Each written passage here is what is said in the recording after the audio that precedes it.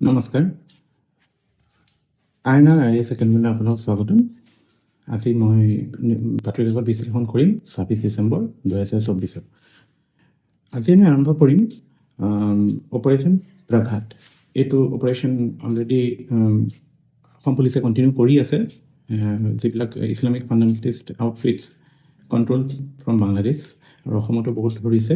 Recent দুদিনমান আগতে আনজন ধৰিছিল, যোৱাকালি মানে 25 ডিচেম্বৰ দিনা কোকৰাঝাৰত 2জন ধৰিছে। চ' এইটো এটা ভাল ছাকচেছ। ইয়াতে মন কৰিবলগীয়া কথা কি যে এই গ্ৰুপটোৰ নামটো আপোনালোকে মনত ৰাখিব, আনচাৰুল্লাহ বাংলা টিম। সেইটো এটা এফিলিয়েট হয় কিহৰ, আল কায়দা ইন ইণ্ডিয়ান ছাবকণ্টিনেণ্ট, AQIS-ৰ।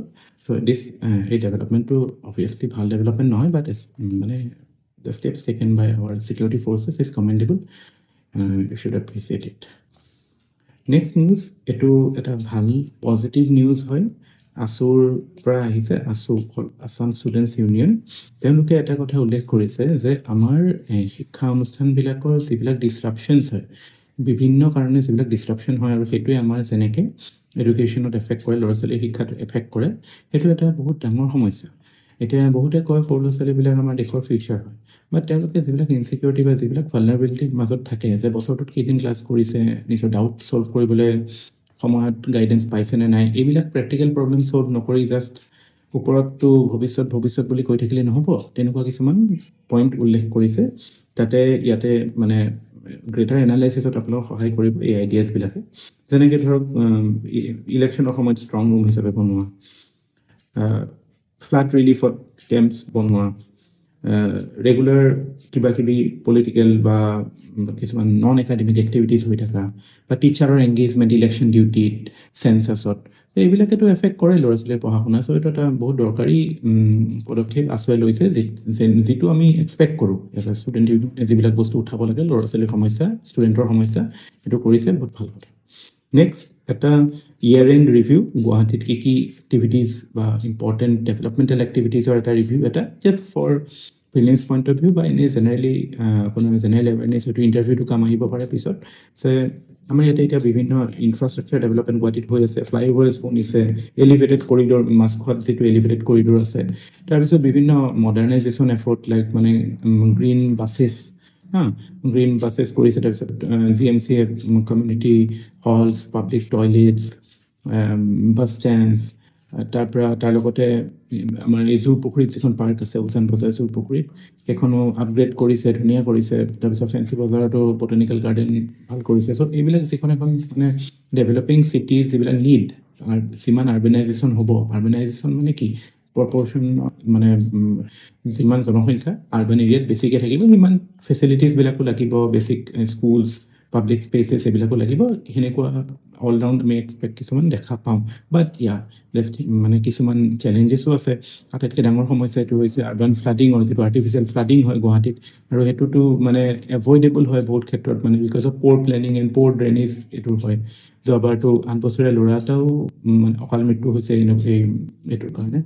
আৰু তাৰ উপৰিও মানে গভৰ্ণমেণ্টে ষ্টেপ লৈ আছে, বাট মানে এইটোত মানে এটা long term approach and comprehensive approach এটা লোৱাটো দৰকাৰী।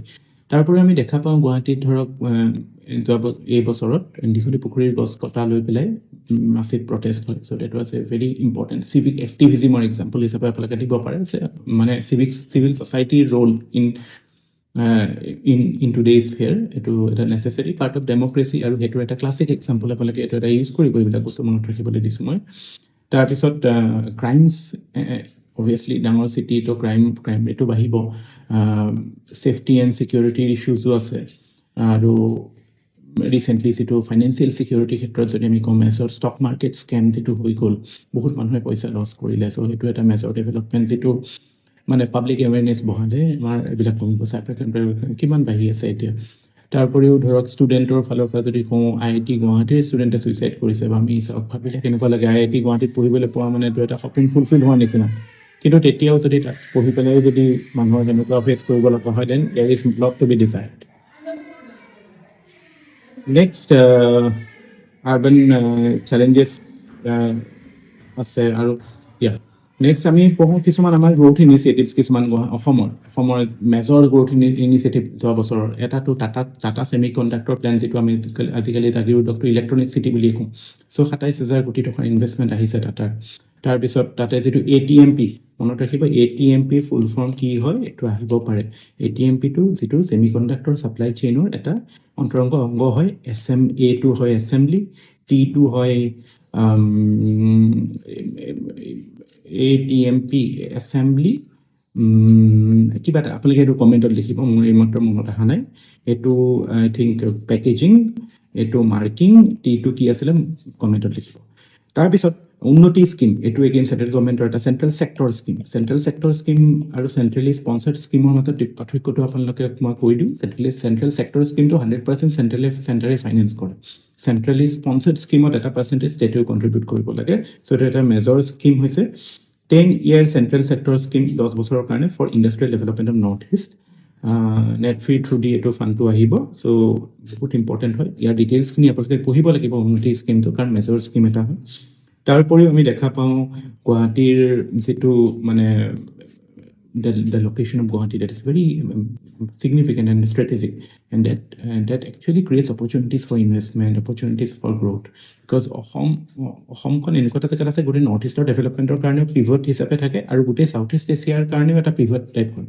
চ' সেইটো কাৰণে ইটছ ভেৰি ইম্পৰ্টেণ্ট। আৰু এনেকুৱা নহয় যে ডেভেলপমেণ্ট হোৱা নাই। আমি GSDPৰ ক্ষেত্ৰত যদি চাওঁ লাষ্ট এটা দশকতটো অসমৰ ডাবল ডিজিট গ্ৰোথে হৈ আছে। So' things are moving in the right direction, but we should be quite alert to the changing needs and adapt.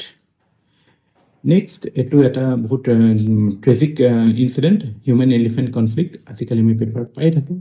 Recently নলবাৰীৰ পৰা এইটো নিউজ এটা পাইছোঁ। চ' ইয়াতে এইবিলাকৰ ৰিলেটেড আপোনালোকৰ ডাটাটো বহুত ইম্পৰ্টেণ্ট হয়, কাৰণ ওপৰে কথাটো কৈ থাকি লাভ নাই। চ' ইয়াত আমি পাইছোঁ যে 2019-20 পৰা এতিয়ালৈকে 23-24লৈকে there has been around 383 human deaths আৰু 92 elephant deaths। আৰু মন কৰিবলগীয়া কথা যে এলিফেণ্ট ডেথছবিলাক মেজৰিটি হয় ইলেক্ট্ৰকিউশ্যনৰ কাৰণে। যিবিলাক ইলেক্ট্ৰিক লাইনছ থাকে পথাৰে তাত হাতীৰ জাকবিলাকে তাত লাগি পেলাই মৰে। তাৰপিছত ট্ৰেইনিও হিট কৰে, পয়জনিঙো কৰে মানুহে, পচিঙো কৰে, এইটো নোহোৱা নহয়। একচুৱেলি এতিয়া ভুলটোতো আমাৰেই, যেতিয়া আচল কজলৈ যাওঁ লং টাৰ্ম, তেতিয়াহ'লে আমি যে এনক্ৰ'চমেণ্ট হৈছে, ফৰেষ্ট কাভাৰ নাইকিয়া হৈছে, এলিফেণ্ট কৰিডৰ যিবিলাক থাকে, কাৰণ আপোনালোকেতো সৰুৰ পৰা কথা শুনিছে হাতীৰ স্মৰণ শক্তি বহুত বেছি। চ' তেওঁলোকৰ যিটো মুভমেণ্ট পাথ থাকে সেইটো ছিকিউৰ কৰি ৰখাটো দৰকাৰী, কাৰণ তেওঁলোকে সেইটোৱে সদায় ফ'ল' কৰে। চ' এলিফেণ্ট কৰিডৰকেইটা এনেকুৱা নহয় যে আমি নাজানো, we know that, but we are not protecting them. Government is not taking adequate intervention to prevent the migratory routes of these elephants. তাৰ উপৰিও যিবিলাক কমাৰ্চিয়েল এক্টিভিটিজ, এইবিলাক চেঞ্চিটিভ এৰিয়াত আৰু মানে এনক্ৰ'চমেণ্টৰ নিউজবিলাক পায়ে থাকে, গভৰ্ণমেণ্টে মাজে মাজে ষ্টেপ লয়। বাট যেতিয়া তেওঁলোকে নিজৰ জেগাত হেবিটেট লছটো আটাইতকৈ ডাঙৰ কথা, হেবিটেট লছ যেতিয়া হ'ব তেতিয়াহ'লে they will be bound to come to human settlement. এতিয়া শ্বৰ্ট টাৰ্ম মেজাৰ্ছৰ ক্ষেত্ৰত আমি দেখা পাওঁ কিছুমান এলিফেণ্ট ৰিপেলেণ্ট উইড থাকে, কিছুমানত মৌমাখি পালন কৰাটো এটা ৱে হয় বুলি কয়। শ্ৰীলংকা তেনেকুৱা এক্সাম্পল আছে। তাৰ উপৰিও ধৰক কেৰেলাত কৰে, অসমতো কৰে, হাতী পোহে, মানে কুংকি বুলি কয়, কুংকি বা কুংকি। চ' এইবিলাক পোহে যাতে বনৰীয়া হাতী খেদিব পাৰে।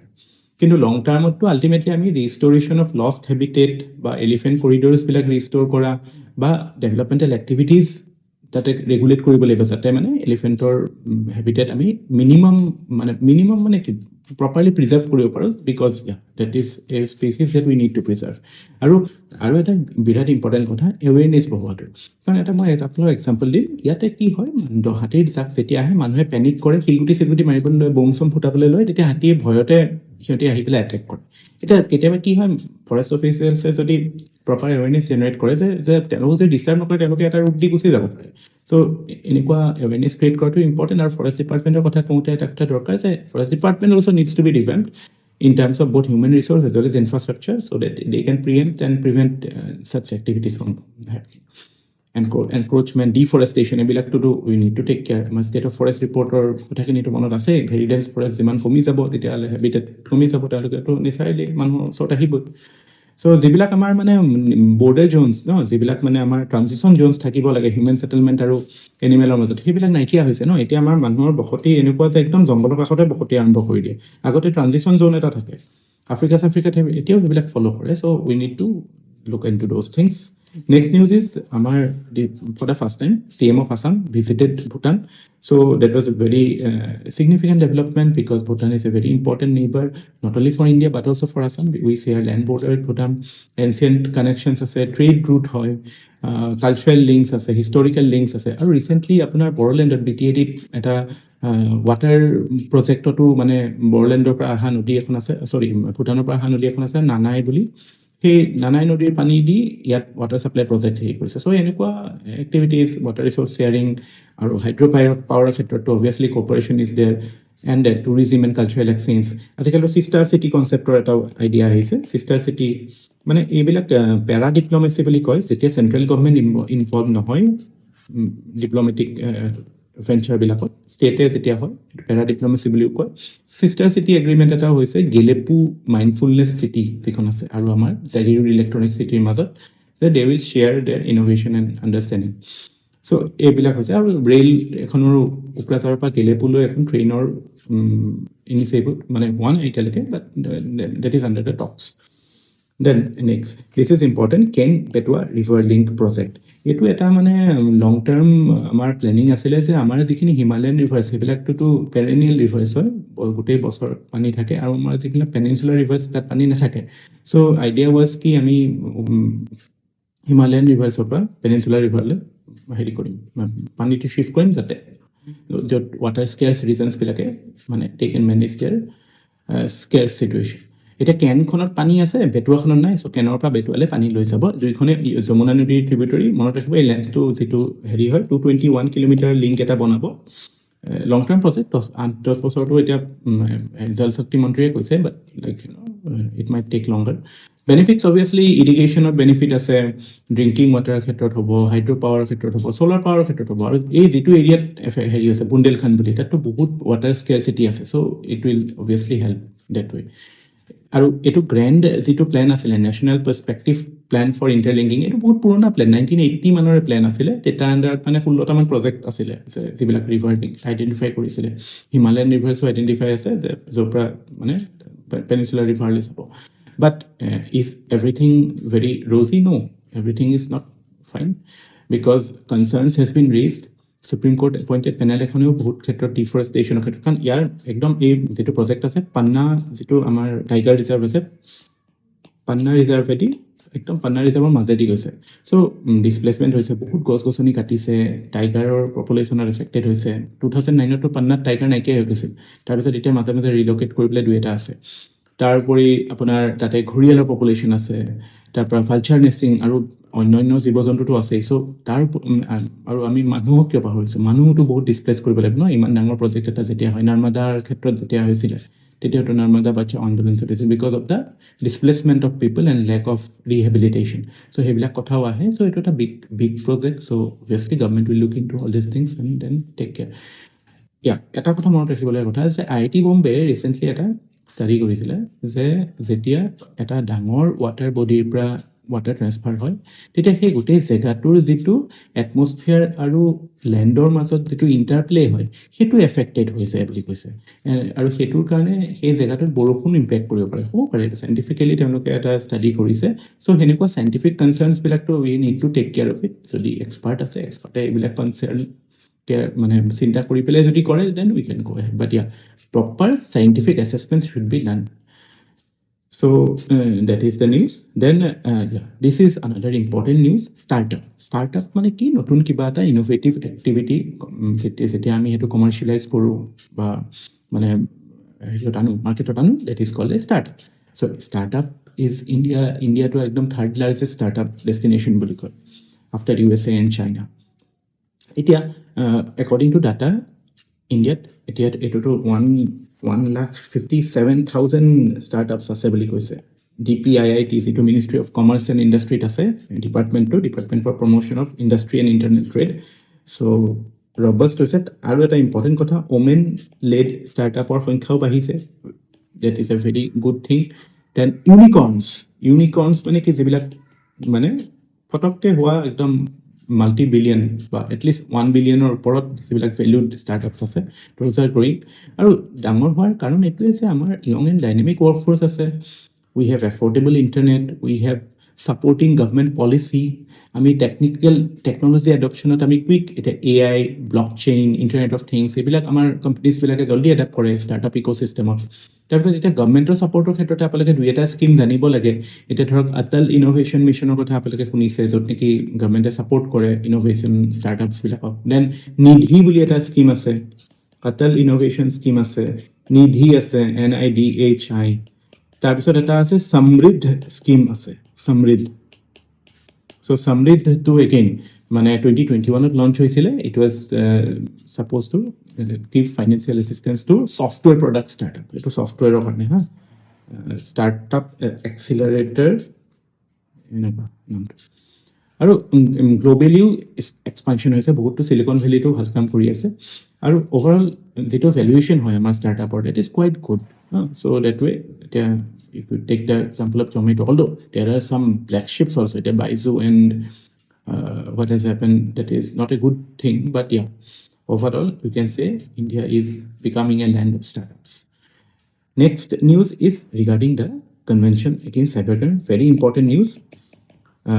Globally, to accept it is a menace, cybercrime is a menace, so at a global convention, it accept this is not the first time, but yeah, it is very significant because it is legally binding. এতিয়া ইণ্ডিয়াই sign কৰিছে নে নাই এতিয়ালৈকে সেইটো চাইনৰ কাৰণে যোৱাই নাই ভিয়েটনাম হানুইত 2025ত হ'ব চিগনেচাৰৰ কাৰণে যেতিয়া 40 কাণ্ট্ৰিয়ে চাইন কৰিব তেতিয়া এডপ্ট হ'ব চ' ইণ্ডিয়া যদি চাইন কৰে আমি মেনশ্যন কৰিম then you will come to know' but you should know' কি এইখনে কেনেকৈ কাম কৰিব how will it become an aid against cyber crime so' what it will do is it will strengthen cooperation it will provide technical assistance আৰু যিবিলাক training দিব যিবিলাক আমাৰ ডেভেলপিং কাণ্ট্ৰিজ এতিয়া ধৰক আফ্ৰিকা বা ইণ্ডিয়াতে ধৰক মানে we don't have enough of cyber crime professionals or anti cyber crime professionals so' all those things will be taken care of then last but not the least মই এইটো এটা special mention এটা দিছোঁ এটা এডিশ্যন আজিকালি paper পাই আছে আপোনালোকে গুড গভাৰ্নেন্স উইক এইটো আপোনাৰ GS পেপাৰটো বা এথিক্স এইটো ইম্পৰ্টেণ্ট হয় because it is government is celebrating it